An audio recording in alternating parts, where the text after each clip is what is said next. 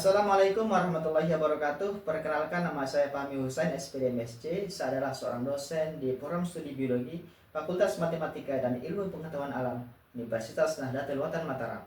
Sebagai seorang dosen, saya memiliki tanggung jawab dalam melaksanakan tindakan perguruan tinggi yang meliputi pendidikan dan pengajaran, penelitian, serta pengabdian kepada masyarakat.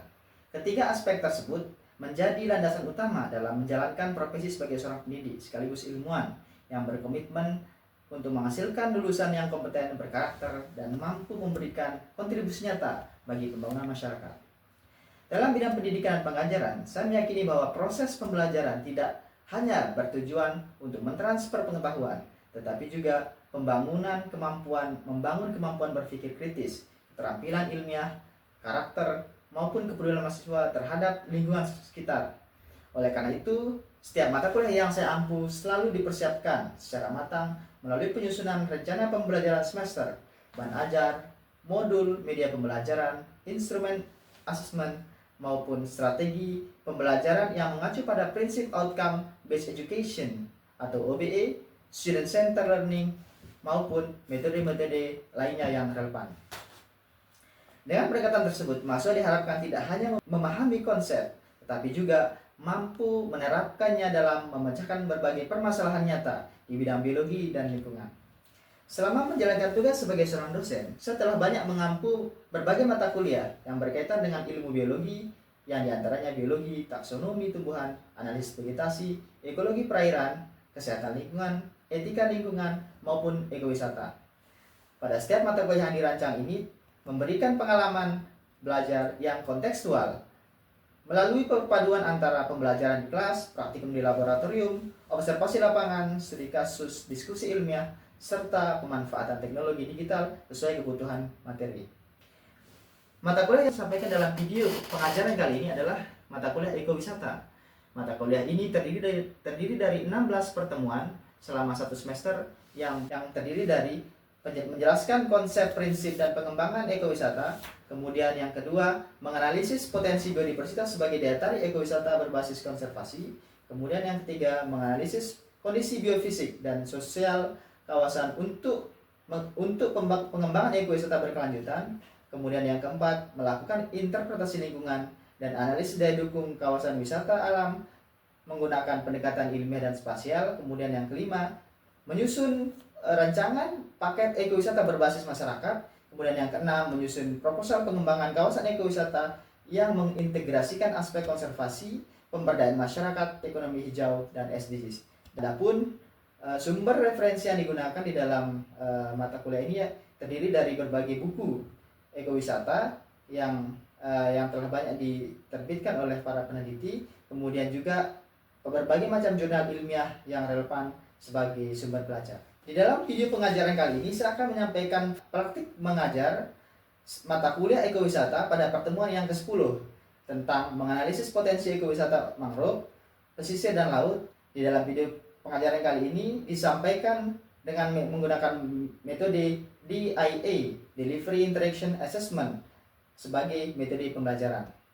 Dalam penyampaian pembelajaran dari delivery, materi disajikan secara sistematis menggunakan media presentasi, video, studi kasus, peta digital, serta contoh-contoh ekowisata di Indonesia, khususnya di Nusa Tenggara Barat. Penyampaian materi dikaitkan dengan fenomena nyata, sehingga mahasiswa memahami keterkaitan antara konsep ilmiah dan implementasinya dalam pengelolaan kawasan ekowisata. Kemudian yang kedua, pada aspek interaksi, pembelajaran dirancang berpusat pada mahasiswa melalui diskusi kelompok, brainstorming, analisis kasus, problem solving, presentasi, maupun studi lapangan. Mahasiswa didorong untuk mengemukakan pendapat, menganalisis potensi kawasan ekowisata, berkolaborasi dalam tim, serta menyusun solusi pengembangan ekowisata berdasarkan data ilmiah dan kebutuhan masyarakat. Dan yang terakhir, pada aspek evaluasi atau assessment, ketercapaian pembelajaran diukur melalui diagnostic quiz, tugas individu, presentasi kelompok, mini review, analisis studi kasus, dan praktik pemetaan menggunakan GIS, kemudian menyusun proposal pengembangan kawasan ekowisata, kemudian yang terakhir, evaluasi dilakukan secara berkelanjutan disertai umpan balik baik umpan balik yang konstruktif agar mahasiswa mampu mencapai capaian pembelajaran secara optimal dan mengembangkan kemampuan berpikir kritis, pemecahan masalah, serta berkomunikasi, serta kepedulian terhadap lingkungan sekitar. Berikut adalah video pengajaran yang akan disampaikan. Assalamualaikum warahmatullahi wabarakatuh. Assalamualaikum warahmatullahi wabarakatuh. Waalaikumsalam warahmatullahi wabarakatuh. Selamat pagi. Apa kabar hari ini? Sehat? Baik. Hari ini kita akan lanjutkan pertemuan kita sebelumnya ya, di mata kuliah ekowisata ya. Hari ini kita akan membahas tentang potensi ekowisata makro, pesisir dan laut. Nah, di pertemuan hari ini kita akan lebih membahas tentang siapa potensi tersebut untuk dikembangkan sebagai kawasan objek ekowisata yang dimanfaatkan oleh masyarakat kita ya. Saya menyampaikan tentang capaian pelajaran mata kuliah. Nanti setelah pembelajaran ini selesai, diharapkan mahasiswa mampu menjelaskan konsep dasar ekowisata pesisir dan prinsip pengolahannya. Kemudian menganalisis potensi ekowisata makro, laut dan permukaan. Kemudian menjelaskan konsep blue ekonomi dan jasa ekosistem pesisir. Dan yang terakhir, menyusun strategi pengelolaan berkelanjutan berbasis studi kasus di Indonesia ya. Artinya ada yang tahu objek ekowisata yang ada di lingkungan sekitar? Ekowisata makro misalnya, di mana? Yang ada di Lombok atau di Sumbawa? Beberapa yang saya tahu mungkin ada di sekitar Sekotong, Pak. Kabupaten Jerowaru. Sekotong dan Jerowaru ya, betul ya. Di masyarakat. Untuk membantu warga-warga sekitar yang ada di area tersebut. Terkait dengan konservasi ya, konservasi atau masyarakat bisa menjaga lingkungan itu melalui konservasi objek ekowisata itu. Selanjutnya untuk kesejahteraan masyarakat ya. Jadi pendekatan ekowisata itu kan salah satunya adalah ekonomi gitu ya. Jadi masyarakat itu bisa memanfaatkan sumber daya alam dan dijadikan sebagai objek ekowisata itu untuk kesejahteraan masyarakat. Kemudian yang terakhir adalah itu konsep ekowisata, konsep ekonomi hijau ya. Jadi di dalam ekowisata itu juga di sekitarnya ya, dan juga bisa mendorong transisi ekonomi. Berikutnya ya kita sedikit membahas tentang konsep dasar ekowisata ya. Jadi ekowisata adalah perjalanan bertanggung jawab ya ke kawasan alami yang melestarikan lingkungan dan meningkatkan kesejahteraan masyarakat lokal. Jadi itu ada dua kata kunci ya. Jadi pertama adalah melestarikan lingkungan. Dengan pelestarian itu adalah nanti masyarakat bisa mendapatkan manfaat ya. Pengelolaan yang baik akan meningkatkan kesejahteraan masyarakat. Apa saja prinsipnya? Prinsip di dalam ekowisata itu yang pertama meminimalisasi ya, meminimalisasi dampak negatif lingkungan. Kemudian yang kedua itu adalah pendidikan dan interpretasi lingkungan. Berikutnya pemberdayaan komunitas lokal dan yang terakhir penghormatan terhadap budaya setempat. Jadi di dalam pilar konsep ekowisata ini harus ada ini memperkenalkan objek ekowisata pada masyarakat bahwa ini yang dijaga sebagai kekayaan alam yang ada di sana itu. Misalnya kita di Nusantara ini ada budaya apa? Misalnya kita melakukan apa di pesisir itu festival tahu misalnya atau apa namanya ada kegiatan yang berkaitan dengan budaya. Nah berikutnya ekowisata pesisir ya, ragam dan potensi. Ada beberapa jenis ya ekowisata itu yang ada di pesisir. Yang pertama wisata mangrove ya. Yang jelas ya wisata mangrove ini aktivitas yang dilakukan itu jalur trekking dan edukasi ekosistem. Ya, contohnya ada di Mangrove Dulu ya Timur. Kemudian ada wisata pantai ya. Wisata pantai itu secara umum ya. Kemudian ada wisata budaya pesisir ya. Tradisi nelayan, kuliner laut dan lokal maritim ya. Kemudian wisata edukasi bahari ya. Lihat terumbu karang, lihat kekayaan alam yang ada di dasar laut ya. Nah ini tentu membutuhkan pendekatan yang berbeda-beda ya. Setiap jenis ini tentu berbeda-beda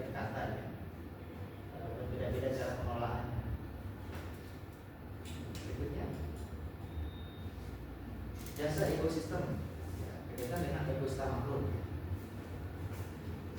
Kalau kita melihat tentang seperti apa ekosistem makhluk itu ya, yang dijadikan sebagai objek ekowisata, bahwa di situ ada 4 kuadran yang harus diperhatikan ya. Nah, sehingga kawasan makhluk ini menjadi strategis ya, dikelola dan dijadikan sebagai objek ekowisata. Yang pertama itu secara ekologis ya, itu mampu melindungi pantai. Jadi makhluk itu ya kita tahu lah akar makhluk itu ya. Jadi dia mampu menahan gelombang gitu ya, menahan membaca gelombang itu sehingga terjadi apa namanya secara ekologis ya, mampu menghindari bencana seperti erosi, abrasi gitu. Nah itu makhluk ya. Kemudian secara ekonomi ya, secara ekonomi itu hasil non kayu ya dari perikanan. Makhluk ini kan berfungsi sebagai tempat pemilihan ikan, kemudian beda sekali manfaatnya ya, tidak hanya ikan dan tapi fauna yang ada di sekitarnya juga seperti. Nah, kalau kita melihat ekosistem lamun ya, lamun juga ternyata memiliki ekosistem sendiri ya, di sisi laut ya. Nah, kalau kita lihat lamun juga harus memberikan kontribusi terhadap menyimpan karbon ya, blue karbon ya.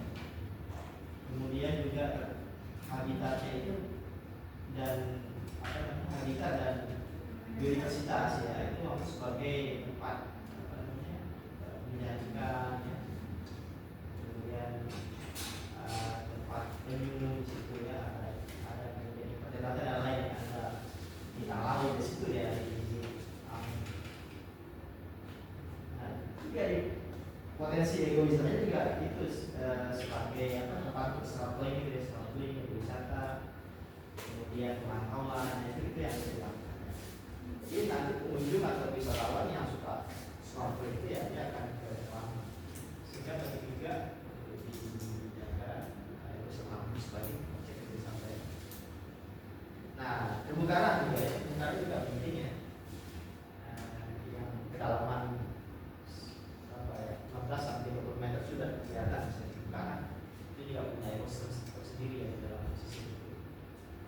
Ya, sebagai apa namanya kawasan untuk dijaga, dikelola dengan baik sehingga keindahan yang ada di dalam terumbu karang ini bisa dinikmati oleh wisatawan.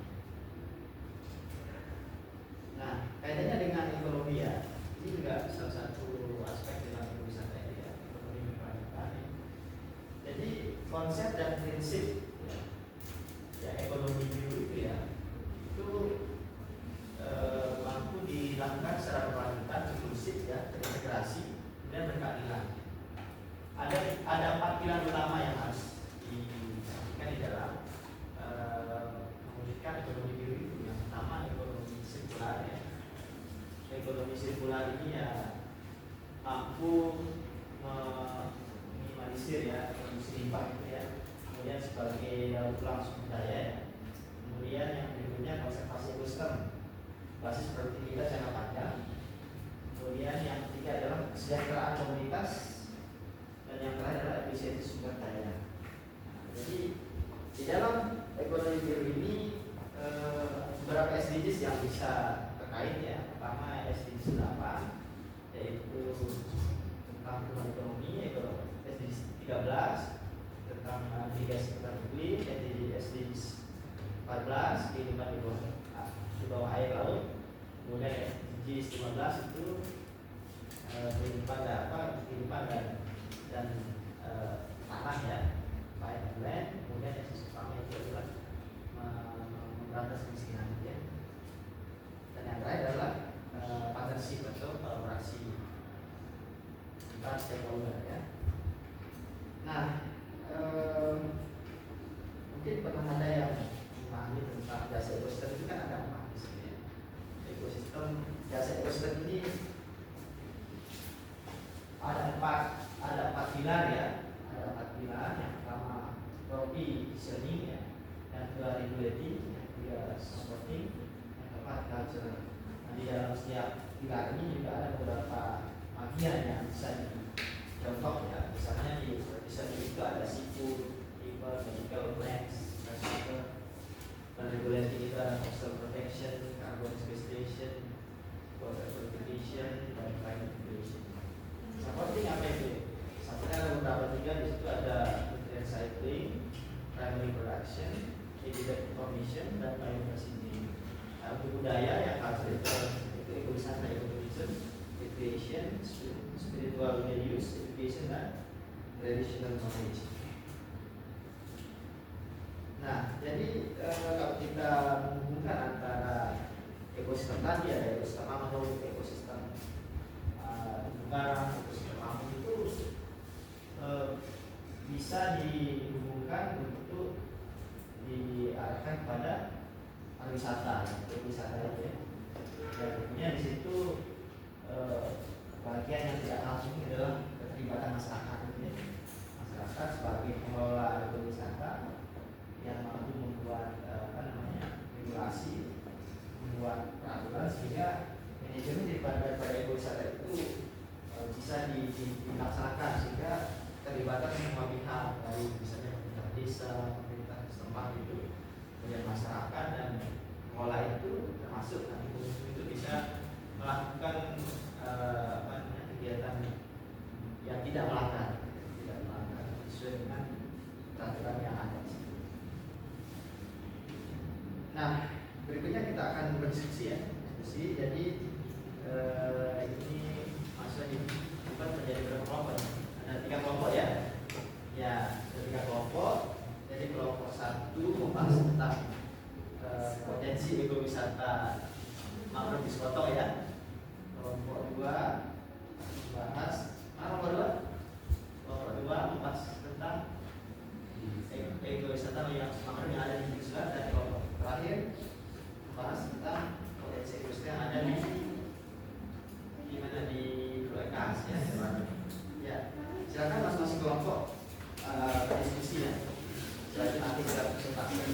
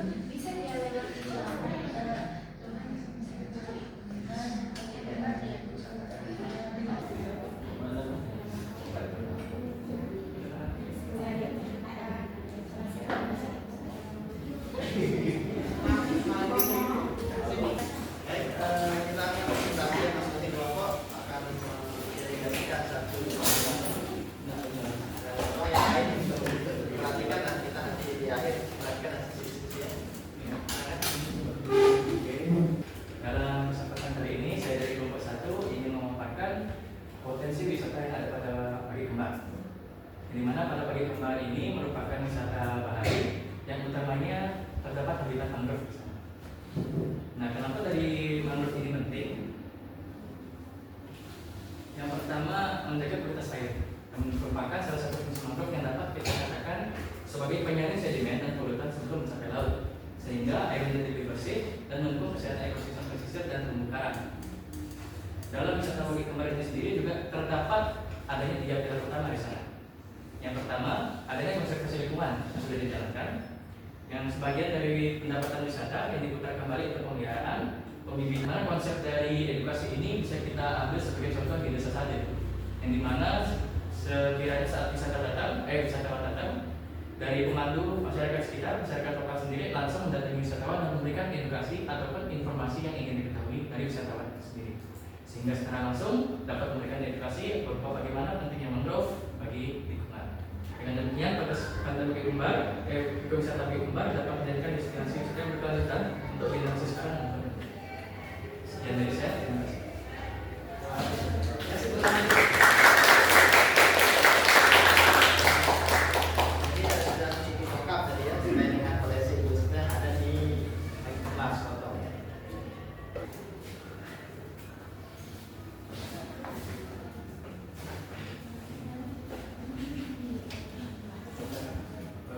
Saya dari nomor 2 akan menyampaikan potensi dari gigi serat di Lombok Timur. Jadi gigi serat ini merupakan pesisir dalam salah satu hutan mangrove terluas di Pulau Lombok. Kawasan ini dikembangkan sebagai destinasi ekowisata karena memiliki keanekaragaman hayati yang tinggi, berfungsi sebagai perlindungan pantai, habitat biota laut serta penyerap karbon biru. Ini dampak dari ekowisata mangrove ini meningkatkan pendapatan masyarakat melalui jasa wisata, menumbuhkan kesadaran masyarakat terhadap pentingnya menjaga mangrove, menjadi lokasi pembelajaran dan penelitian tentang ekosistem pesisir, menawarkan susur mangrove, pengamatan burung, fotografi alam dan edukasi, meningkatkan pendapatan masyarakat melalui jasa perahu, pemandu, wisata kuliner dan UMKM lokal, menjadi lokasi penelitian, praktikum dan edukasi tentang ekosistem mangrove serta konservasi.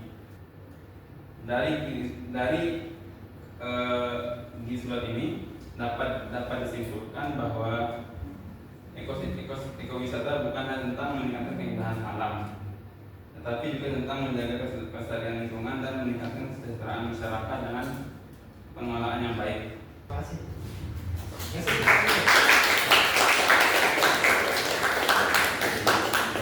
Potensi ekowisata yang ada di desa ya sudah cukup jelas diterangkan tadi. Kita lanjutkan ke kelompok berikutnya. Terakhir ya.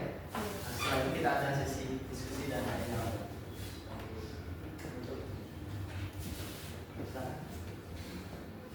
Assalamualaikum warahmatullahi wabarakatuh. Nama saya Nina dari kelompok 3 akan mempresentasikan tentang Teluk Ekas.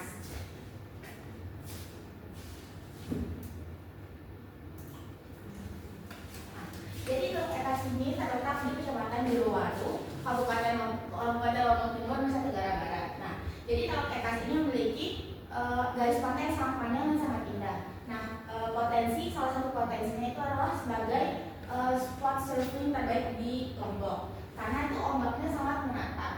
Selain itu, kita juga bisa menyewa perahu yang ada di sana untuk menikmati pantainya. Lalu kita juga bisa berkeliling untuk melihat gua-gua di sekitarnya dan juga bisa memancing. Nah, selain itu potensi berikutnya ialah dari sektor ekonomi. Nah, Teluk Ekas ini menjadi pusat budidaya pangan biru atau blue food, terutama budidaya rumput laut yang dilakukan secara tradisional maupun modern. Lalu selain itu terdapat kampung nelayan merah putih Ekas Buana sebagai pusat pemberdayaan bagi masyarakat sekitar. Nah, itu tuh untuk meningkatkan kreativitas masyarakat dan juga meningkatkan ekonomi dari warga masyarakat sekitar. Namun di balik potensi tersebut terdapat hambatan atau terdapat ancaman. Yang pertama adalah erosi pantai, pencemaran akibat aktivitas wisata dan limbah. Yang ketiga adalah overfishing. Nah, hal ini dapat mengganggu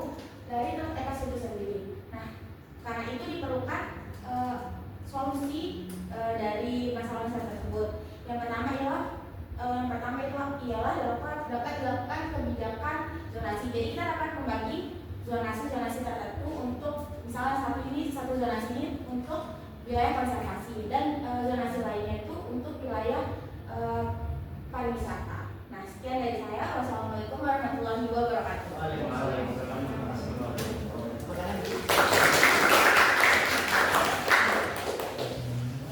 Jadi kalau kita amati dari 3 kelompok tadi ya, secara umum itu ekosistem itu sama ya, manfaatannya. Namun di dalam pelaksananya itu tentu ada tantangan-tantangan. Yang namanya ekowisata, pariwisata itu ya ada masalah sampah, kemudian masalah pengelolaan itu menjadi tantangan sendiri. Nah, sehingga di dalam ekosistem ini perlu untuk dilakukan kerjasama kolaborasi antara pihak ya, dari segi pengelola, pemerintah setempat maupun pengunjung atau masyarakat yang ada di sekitar untuk menjaga kelestarian ekowisata objek wisata ini. Nah, ada diskusi dari masing-masing kelompok, pertanyaan atau tanggapan dari masing-masing kelompok tadi. Ya, ada yang hal yang menarik atau hal yang perlu ditanyakan. Kelompok 1, kelompok 3, kelompok 2, silakan. Ada di salah satunya itu Pak di Teluk Bekasi itu kan ada Di mana? salah satu pantai. Nah, Pantainya itu emang bagus Pak, banyak wisatawan ke sana, tapi masalahnya itu penumpukan sampahnya. Nah dia nanti walaupun udah ada tempat sampah disediakan, nah ada korban di salah satu titik lokasi itu dia membuang sampah sembarang di sana, terus bukan hanya di lubangnya itu, nah nanti di tepi pantai orang-orang itu biasanya kan bawa makanan apa, nah mereka masih kurang memperhatikan sampahnya itu, jadi dibuang sembarangan.